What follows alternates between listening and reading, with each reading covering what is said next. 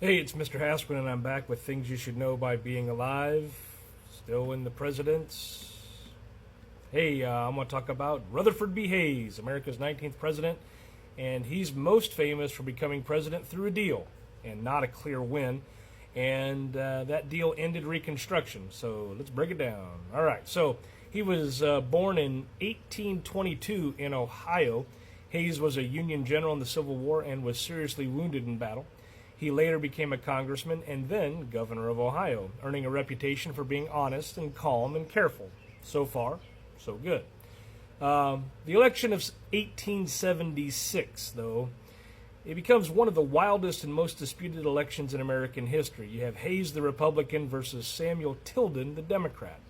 Tilden won the popular vote and was one vote short of winning the Electoral College. There was 20 contested electoral votes from 4 states. So, what happened next? Well, Congress first set up a special commission.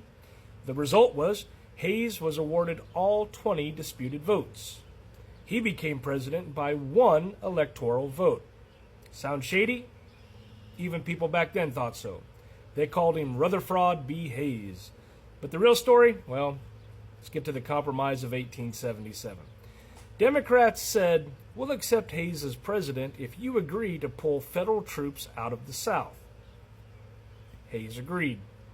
The result? The end of Reconstruction.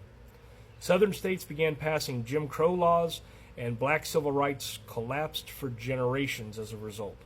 Hayes said he only wanted to unite the country, but man, the cost was huge. As president, Hayes was an advocate for civil service reform, and he ended the corrupt spoils system. He cracked down on strikes like the Great Railroad Strike of 1877. He tried to support black education and voting rights, but without troops, it just failed. He promoted reconciliation, but it was on the South's terms, and not just one. So Hayes only served 1 term, by choice. He retired in 1881 and spent the rest of his life supporting education and prison reform, and he died in 1893. To kind of break it down here, he won by a sketchy election. He ended Reconstruction, which harmed black Americans for decades. He tried to reform government, but left justice unfinished.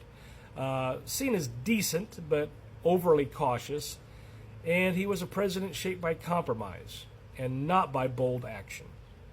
So historians debate whether Hayes preserved the Union or abandoned civil rights. Either way, his presidency was a turning point, and, frankly, not necessarily for the better.